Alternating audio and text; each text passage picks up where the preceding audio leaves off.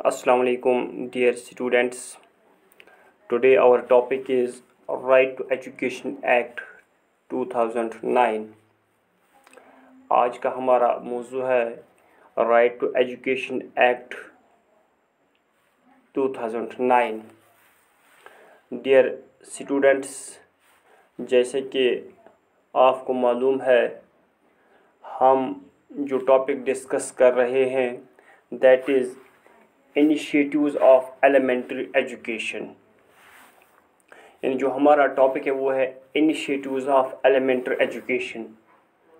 तो इससे पहले हमने बात की है कैसे हम अपनी एलिमेंट्री एजुकेशन को यूनिवर्सलाइज करें, कैसे हम एलिमेंट्री एजुकेशन या प्राइमरी एजुकेशन को इक्वलाइज करें, राइट। तो मैंने इससे पहले भी कहा है ये जो एलिमेंट्री एजुकेशन है, universalization of elementary education means free education. और आई कैन से कंट्री में कोई भी एक बच्चा जिसका एज ग्रुप 6 to 14 ईयर्स है प्राइमरी एजुकेशन या एलिमेंट्री एजुकेशन हासिल करने के बगैर ना रहे। यानी वो बच्चे जिनका एज ग्रुप है 6 to 14 ईयर्स, हमने उनको एलिमेंट्री एजुकेशन प्रोवाइड करनी है, राइट। तो चूँकि हमने देखा है यानी आज भी यूनिवर्सलाइजेशन ऑफ एलिमेंट्री एजुकेशन हम हासिल नहीं कर रहे हैं, क्योंकि इसके पीछे बहुत सारे रीज़न्स है, बहुत सारी प्रॉब्लम्स है या बहुत सारे कॉजेज़ है, राइट। तो इन प्रॉब्लम्स को दूर करने के लिए, एलिमेंट्री एजुकेशन को यूनिवर्सलाइज करने के लिए, हर एक बच्चे तक एलिमेंट्री एजुकेशन को पहुंचाने के लिए गवर्नमेंट ऑफ इंडिया ने बहुत सारे स्टेप्स या बहुत सारी मेथड्स आई कैन से बहुत सारी मेथड्स एम्प्लॉय किए, राइट। यानी बहुत सारी स्कीम्स गवर्नमेंट ऑफ इंडिया ने लॉन्च की है ताकि हम एलिमेंट्री एजुकेशन को यूनिवर्सलाइज करें। कोई भी बच्चा इस कंट्री में, इस मुल्क में एलिमेंट्री एजुकेशन हासिल करने के बगैर ना रहे।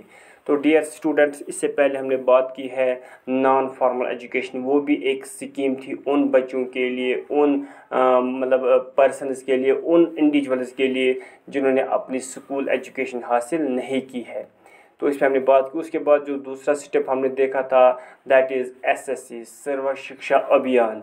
वो भी गवर्नमेंट ऑफ इंडिया ने एक स्कीम लॉन्च की थी ताकि कंट्री में जो भी बच्चे चाहे वो फार फ्लंग एरिया में रहते हैं एटलीस्ट वो अपनी एलिमेंट्री एजुकेशन कंप्लीट कर सके, राइट।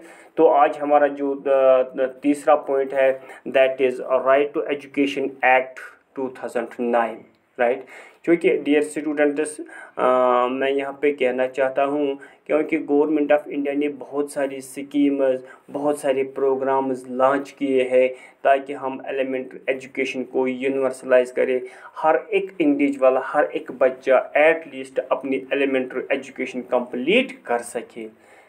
लेकिन हमने देखा है यानी इन स्कीमों को लॉन्च करने के बावजूद भी, इन प्रोग्राम्स को लॉन्च करने के बावजूद भी बहुत सारे स्टूडेंट्स, बहुत सारे पर्सनस, बहुत सारे इंडिविजुअल्स ऐसे हैं जो आज भी अपनी एलिमेंट्री एजुकेशन कंप्लीट नहीं कर पाते हैं। तो गवर्नमेंट ऑफ इंडिया ने एक और स्कीम, एक और प्रोग्राम लॉन्च किया है जिसका नाम उन्होंने रखा है राइट टू एजुकेशन एक्ट 2009। तो डियर स्टूडेंट्स, हम बात करेंगे what is the meaning of right to education act 2009, जिसको हम RTE कहते हैं, राइट। तो dear students, right to education act is an act to put into effect the right to free and compulsory education to all children in the age group of 6 to 14 years. Dear students, actually the government implemented a historical law to provide free and compulsory education to all children in the age group of 6 to 14 years. The 86th Constitutional Amendment, making education as a fundamental right, was passed by Parliament in 2002. Later than the right of children to free and compulsory educational act, a law was unable the implementation of fundamental right was passed by Parliament. The new law makes it obligatory on part of state as well as local bodies to ensure that every child gets education in a school located in his neighborhood. Dear students, in April 2010, Prime Minister Dr. Manmohan Singh promised that financial constraints will not hamper in the implementation of Right to Education Act.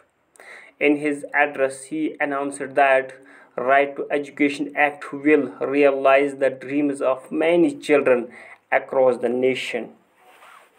तो dear students, हम कह सकते हैं ये जो एक right to education act बनाया गया है, इसका यही मकसद है वो बच्चे जिनका एज ग्रुप है 6 to 14 ईयर्स, हमने उनको एलिमेंट्री एजुकेशन प्रोवाइड करनी है। क्योंकि यहाँ पे मैं कहना चाहता हूँ ये जो राइट टू एजुकेशन एक्ट है, अब ये बच्चे का एक ये फंडामेंटल राइट है, ये उसका बुनियादी हक है कि वो एलिमेंट्री एजुकेशन हासिल कर सके। क्योंकि जब हमने प्रॉब्लम्स की बात की है, कहीं कहीं पर हमने देखा है ये जो बच्चे हैं उनको पेरेंट्स स्कूल नहीं भेजते हैं, या जो कुछ इलिटरेट पेरेंट्स हैं उनको पता ही नहीं है एजुकेशन किस चीज़ का नाम है। तो इस चीज़ को मद्देनज़र रखते हुए ये जो राइट टू एजुकेशन एक्ट बनाया गया है, उन बच्चों के लिए जो स्कूल नहीं जाते थे या उन पेरेंट्स के लिए जो अपने बच्चों को स्कूल नहीं भेजते थे, अब बच्चा क्लेम भी कर सकता है कि उसका पेरेंट उसको एलो नहीं करता है। कहीं कहीं पे हमने देखा है कोई बच्चा चाहता था कि वो स्कूल ज्वाइन करे, वो अपनी एलिमेंट्री एजुकेशन हासिल कर सके, लेकिन पेरेंट्स की वजह से या कुछ सोशल एवल्स की वजह से या अदर रीजन्स की वजह से वो स्कूल मतलब नहीं जा सकता था, क्योंकि इसके पीछे रीजन्स भी थे। तो इसी चीज़ को मद्देनज़र रखते हुए ये जो राइट टू एजुकेशन एक्ट बनाया गया है 2009, अब ये बच्चे के लिए एक फंडामेंटल राइट बन गया है कि वो एलिमेंट्री एजुकेशन हासिल कर सके। राइट, तो कहने का मतलब ये जो राइट टू एजुकेशन एक्ट है, इसमें यही बताया गया है कि हमने बच्चे को free and compulsory education provide करनी है। तो फिर से मैं थोड़ा बहुत यहाँ इसको रिपीट करना चाहता हूँ। Right to education has been a part of the direct principles of state policy under the article 45 of the Constitution. Dear students, it is a part of the chapter 4 of the Constitution. Rights in chapter 4 are not enforceable.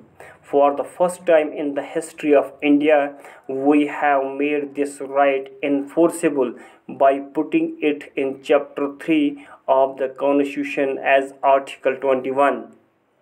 This entitles children to have the right to education enforced as a fundamental right. जैसे मैंने अभी कहा, ये तो education fundamental right बन गया है बच्चे का। It must be noted that the right of children to free and compulsory education act has come into force from April 1st 2010. कभी कभी ऑब्जेक्टिव भी आता है ये जो राइट टू एजुकेशन एक्ट है ये कब से इम्प्लीमेंट हुआ है, तो इसका जो आपने आंसर लिखना that is April 1st 2010. Right to Education Act was the historic day, April 1st 2010 was the historic day for the people of India, as from this day the right to education was accorded the same legal status as the right to life as provided by Article 21A of the Indian Constitution. Every child in the age group of 6 to 14 years will be provided 8 years elementary education in an age appropriate classroom in the vicinity of his neighborhood.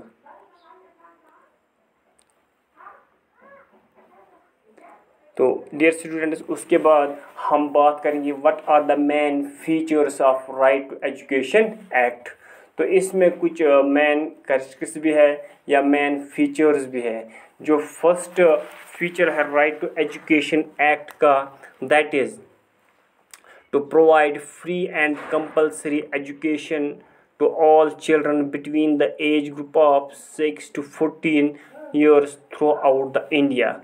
यानी इसका जो पहला feature है that is कि हमने बच्चों को free और कंपलसरी एजुकेशन प्रोवाइड करनी है जिनका एज ग्रुप है 6 to 14 ईयर्स। मलक में मतलब पूरे इंडिया की हम बात कर रहे हैं, मलक में जो भी बच्चे जिनका एज ग्रुप है 6 to 14 ईयर्स, हमने उनको elementary education free and compulsory education provide करनी है, राइट। और उसके बाद जो इसका जो नेक्स्ट फीचर है that is no any child shall be held back, expelled or required to pass a board examination until completion of elementary education, right। इसका जो नेक्स्ट फीचर है that is a child who completes elementary education up to class 8th shall be awarded a certificate।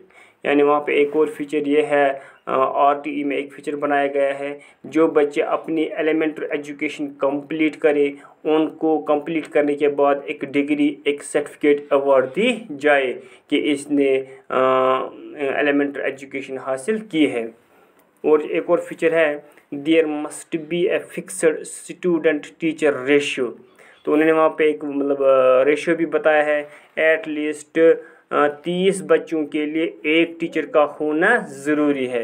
This is called student teacher ratio. तो बताया गया है 30 कम से कम 30 बच्चों के लिए एक टीचर का होना ज़रूरी है। एक और फीचर है according to this act 25% reservation shall be for economically disadvantaged children, जिसको मैंने लिखा है EDC। यानी एटलीस्ट ये जो बच्चे, वो बच्चे जो मतलब डिसएडवांटेज मतलब कैटेगरी से बिलोंग करते हैं या इकोनॉमिकली मतलब I can say weaker section से, उनके लिए 25% का रिजर्वेशन रखा गया है। और एक इसमें एक और फीचर है that is where there will be any kind of infrastructure problem in any school, those problems must be improved in 3 years, else recognition will be cancelled, right। एक और इसमें एक और फीचर है that is in case of private schools will violate the rules of Right to Education Act, they must be charged penalty, right। तो dear students इसमें एक और फीचर है that is prohibition of denial admission. तो prohibition of denial admission means clause 15 is meant for prohibition of denial of admission to a child irrespective of the time in the academic year. No child shall be turned away if the admission cycle in the school is over. No child should be asked to take admission test, right। तो admission जो मैंने अभी कहा prohibition of denial admission, अब कोई school किसी बच्चे को डिनाई नहीं कर सकते कि आप यहाँ पे एडमिशन नहीं ले सकते हो, राइट। तो बहुत सारे स्ट्रिक्ट रूल्स बनाए गए हैं, ताकि ये रूल सिर्फ इसलिए बनाए गए हैं, ये जो एक्ट इसलिए बनाया गया है ताकि कोई भी बच्चा इस मुल्क में एलिमेंट्री एजुकेशन हासिल करने के बगैर ना रहे। तो this is all about right to education act 2009। Thank you.